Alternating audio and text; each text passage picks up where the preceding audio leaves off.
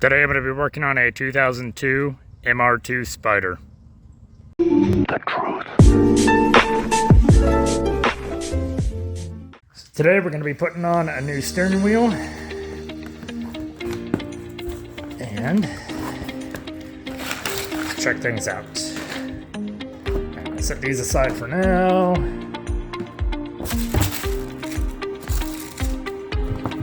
And we'll look at the wheel itself. Take a little sample of the leather.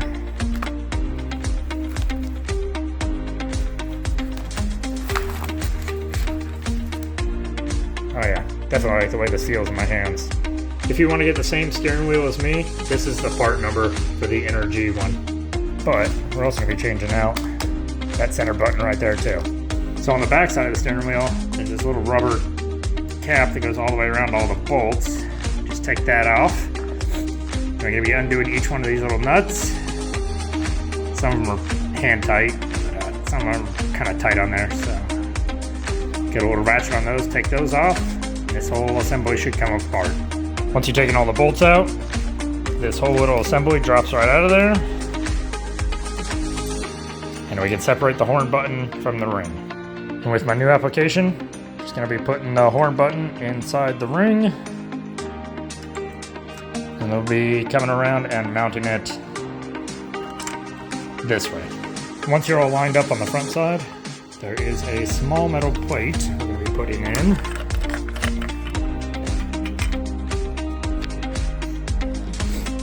Also going to be installing the small metal plate on the back side here for a horn button to kind of clip into, if you will.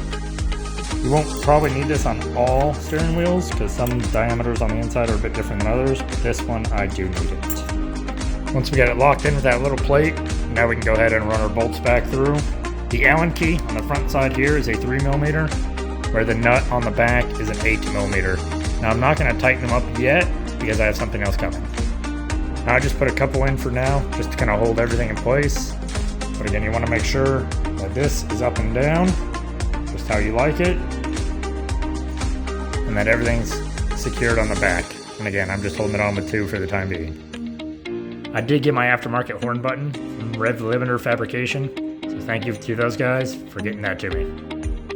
So the next box I got is gold sticker. Is the new hub ring, which is going to go on the car. Anything else in there? Nope. So if you were not putting a quick disconnect, you would mount those 6 bolts straight onto this, and this would be your new hub for your steering wheel. But we have that box right there too. This is the part number for the hub that I have. And now this box, as you may have guessed, is more stickers.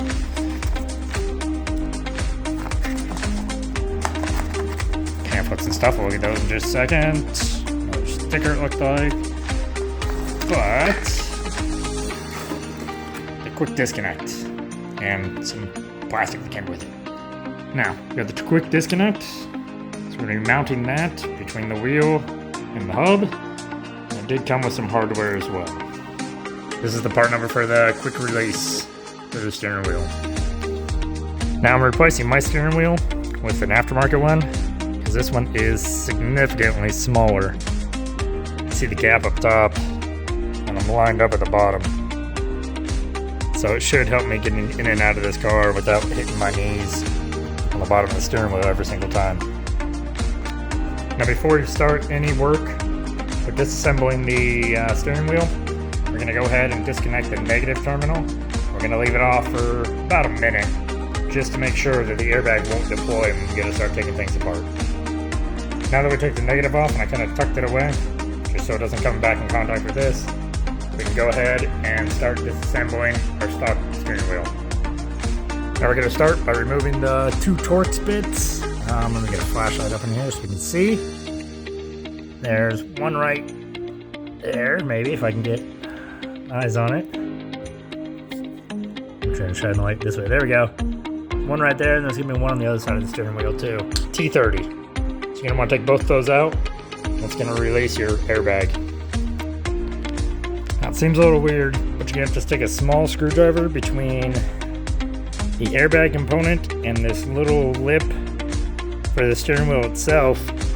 You're going to kind of pry back this plastic just a bit so the hex screws can slip down inside, and then you can take the airbag all the way out. Already did this side, and it's already come loose. So there's a whole lot gap now because the bolt fell down inside here, which we'll get it in just a second. But I just got to do the same thing to this side. And there we go, now they're both released. So very gently pull this part out. Just gonna rest it. Here's our two star bits. Just gonna fish these out with a screwdriver really quick, just so we don't lose them. There goes one of them, dropping on the floor.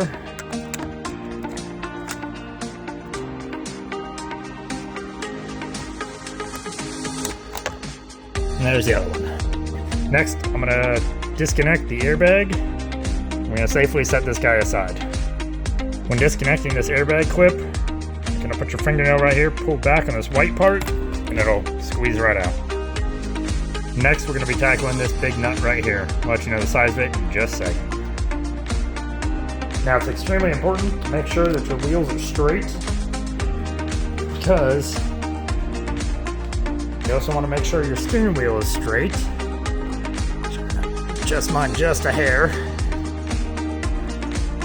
because when this wheel comes off, when you put the new one on, if it's not straight, when you go to drive, your wheel's going to be kind of cockeyed a little bit. Now, this center nut is a 19 millimeter. We're going to go ahead and put that on, and I'm going to put an impact gun to this.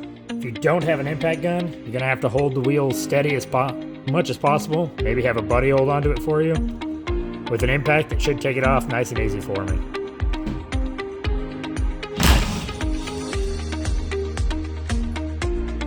There it is.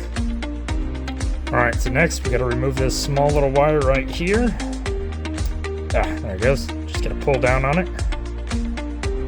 Next, you want to take your nut and just kind of maybe on a couple threads in. Just going to put it back in the center spline, because we're going to be beating this steering wheel off on the back side to get it to start coming off.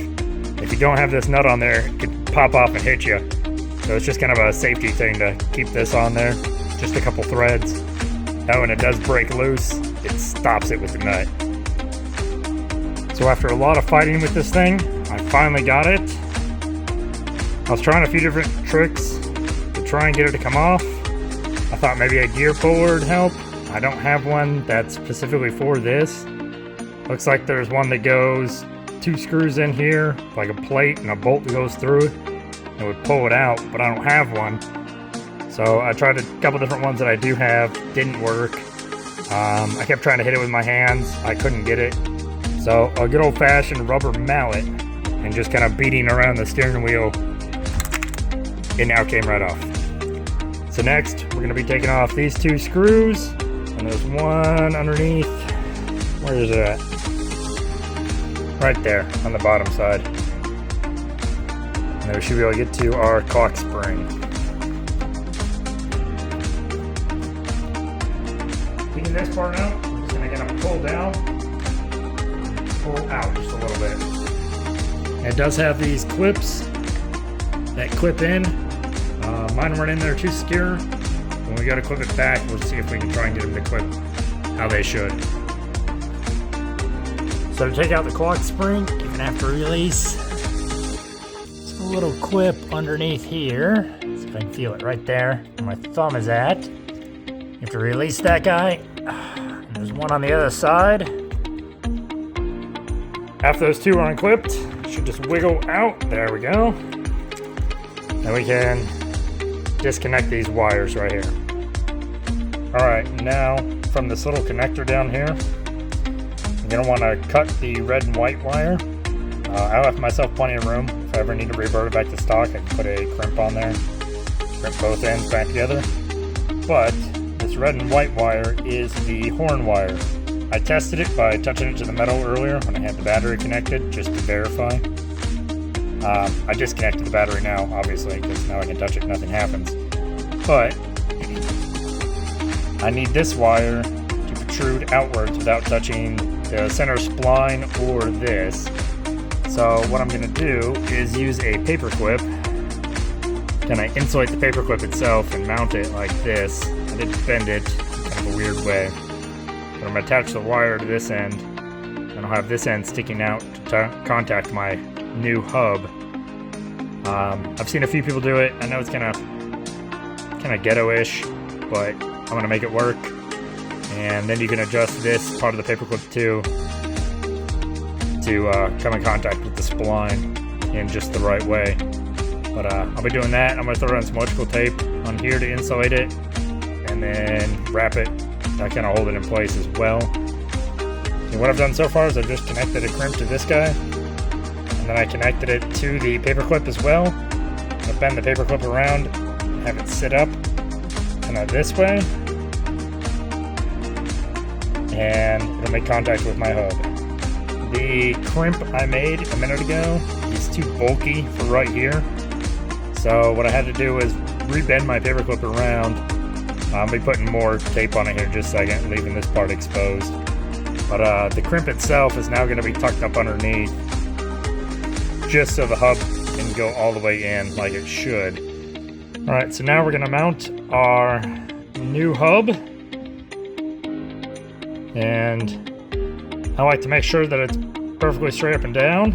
Again, this is why we made sure our tires were perfectly straight before we took everything off. This little white dot should go straight at the top. Should be able to just press it on there. Looks like I'm going to have to put some force behind it. But I also did make sure my paperclip is touching right where I want it to on the back side of this guy, right on the gold ring. So, as long as we did everything right, that should not set off the horn. I'll test it again with the battery here in just a little bit. Alright, so far so good. I did have to use my old rubber mallet again to get this spline to go down. I gotta do it a little bit more. There's still a bit of a gap, but I'll keep hitting that. But I wanted to test the horn. So I have the battery on now, as you can see with the lights on. My paperclip is touching that brass piece on the back, and we can get a horn sound. Hopefully if I can do this with one hand. There it goes. So we know that's working right. Now that we have the hub seated in place, I'm going to go ahead and put our nut back on.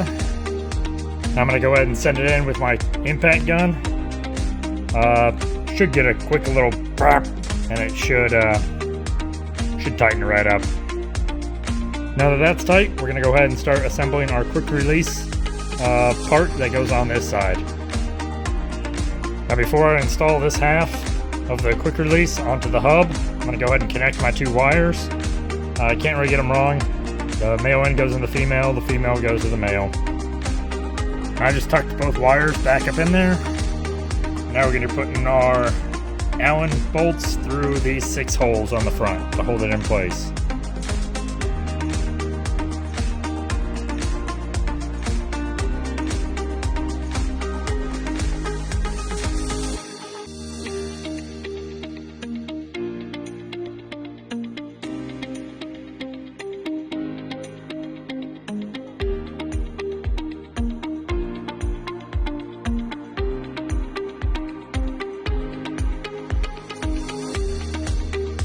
After we have those 6 good and tight, we're going to go ahead and put our trim piece back on the bottom. It just kind of snaps into place. Then we're going to go ahead and put the 2 screws in here and the one on the bottom as well, right down here. So we're going to be reattaching all that, just going to close everything up, keep all the wires hidden. After we got the trim pieces on, we're going to go ahead and lock in our hub assembly. There it goes. We got a bolt hole straight up, straight down, so that's what we're going to go with for our steering wheel. We're going to mount that right to here. We're going to make sure these plug in as well. Now that we're revisiting our steering wheel, we're not going to need these nuts on the backside. These screws actually bolt straight into the hub. So be eliminating these nuts altogether for focus. But it's a good thing I left them in because it kept our horn button straight while we were working on everything else. Now we're going to install the wires for our horn button. One little symbol here is going to be our ground. So this one will be our positive. We're looking on here. Typically your yellow is going to be your positive, your black will be your ground. Alright, now we got our two leads hooked up. Do have my ground, the female end, plug in over here with the black, and this one to plug in with the yellow. Let's go ahead and do that before we mount up the wheel. Now you just want to go ahead and tuck these wires into the hub as best you can. Try not to leave anything out to get pinched. And also make sure that your horn button is going to be straight up and down still. Now when you go to tighten these little bolts, just kind of go in a crisscross pattern. That way it kind of tightens evenly as you go down. To check the horn, go ahead and connect your negative back on there. Now that we got them all tight, we're going to do one last test of the horn. Still works. And it's pretty rock solid. I don't have any complaints, and again, when I get in, my legs can fit underneath. No problems. The only downside with removing our clock spring is now with the blinkers, when I make a turn, you have to manually turn them back off. The clock spring does that automatically for you. Well, I hope this video helped with replacing your steering wheel. I'm definitely happy with my new one. It's a good bit smaller, but I'm still happy with it. I can get in and out of the car, no problem. And I got the quick release on there. It's also a good position from the column forward to where I like to sit. If I didn't get the quick release, it'd be a lot closer to be mounted on this hub back here. I think it'd be too far away from me where I like to sit. So just things to think about when you're doing your own. I did get a relatively flat wheel as well. I know you can get more concave wheels, but with the added spacer of the quick release, I want to go flat wheel. Just gonna keep it somewhat towards the cluster of the car.